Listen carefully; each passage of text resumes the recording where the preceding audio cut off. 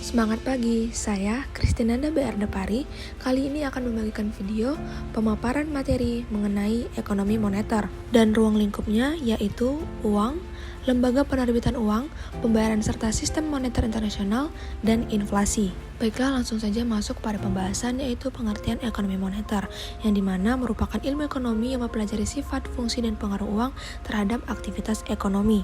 Yang dimana tujuan utamanya dilaksanakan oleh Bank Indonesia adalah untuk mencapai stabilitas nilai rupiah yang guna untuk mendukung pertumbuhan ekonomi. Adapun tujuan lainnya yaitu menjamin stabilitas ekonomi, mengendalikan inflasi, meningkatkan lapangan pekerjaan, melindungi stabilitas harga barang di pasar, menjaga keseimbangan neraca pembayaran internasional, dan mendorong pertumbuhan ekonomi.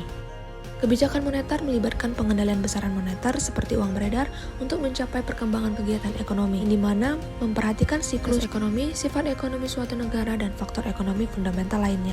Dalam mengambil keputusan terkait peredaran uang, Bank Indonesia menggunakan dua jenis, yaitu kebijakan moneter ekspansif, yaitu kebijakan moneter yang melakukan pengelolaan dan pengaturan peredaran uang dalam aktivitas ekonomi. Selanjutnya, kebijakan moneter kontraktif, yaitu kebijakan diambil sebagai langkah mengurangi peredaran uang di masyarakat saat terjadinya inflasi. Studi ekonomi moneter meliputi peran uang dalam perekonomian, lembaga keuangan, teori permintaan uang, inflasi, dan keuangan internasional. Uang adalah suatu benda yang bisa digunakan serta dapat diterima secara umum, melaksanakan bermacam pembayaran transaksi ekonomi, misalnya membeli barang atau jasa. Maka suatu benda bisa mendapat pengakuan sebagai uang harus memenuhi persyaratan atau kriteria diterima oleh masyarakat atau acceptability, suatu lembaga yang mengesahkan keberadaan uang tersebut, nilainya relatif stabil atau value stability, mudah dibawa, dapat digunakan dan disimpan, tidak mudah mengalami kerusakan atau durability, tidak gampang dipalsukan atau scarcity, jumlah yang diedarkan dapat mencukupi kebutuhan masyarakat, fleksibilitas, dan tersedia ukuran nilai lebih kecil dalam bentuk pecahan sehingga mudah dibagikan dengan tidak berkurang nilainya atau divisibility. Adapun fungsi uang sebagai alat tukar atau exchange medium, satuan hitung atau account unit sebagai instrumen penyimpanan dan pembayaran di masa datang. Uang dapat dibedakan berdasarkan lembaga atau institusi penyelenggara, ada uang kartal dan uang giral. Kemudian berdasarkan bahan yang dipakai, mengikuti perkembangan dalam pemakaian uang seiring atas peradaban yang dilalui manusia. Kemudian lembaga penerbitan uang yang berfungsi dan memiliki wewenang serta legalitas untuk mencetak dan mengedarkan uang, yaitu bank sentral dan bank komersial, di mana bank sentral memiliki wewenang mencetak uang kartal, uang kertas dan logam, sedangkan bank komersial memiliki legalitas dan wewenang dalam ruang lingkup pada uang giral, yaitu surat berharga seperti cek, giro, dan sertifikat deposito.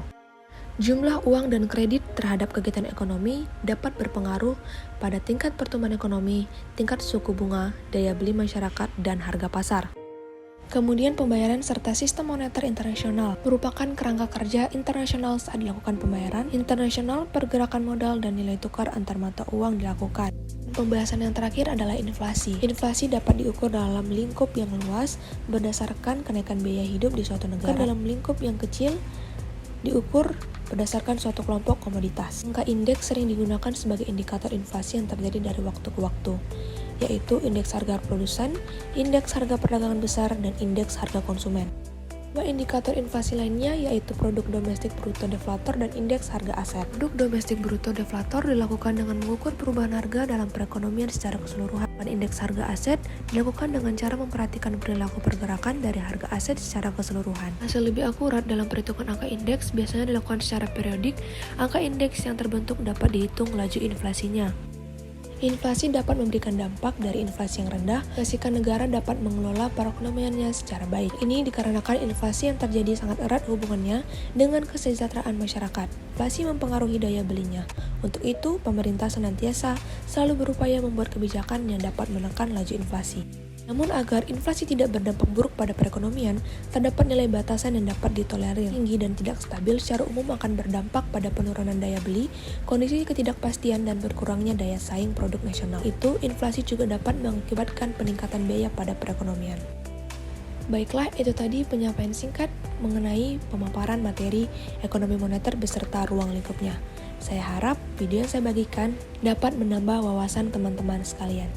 Terima kasih.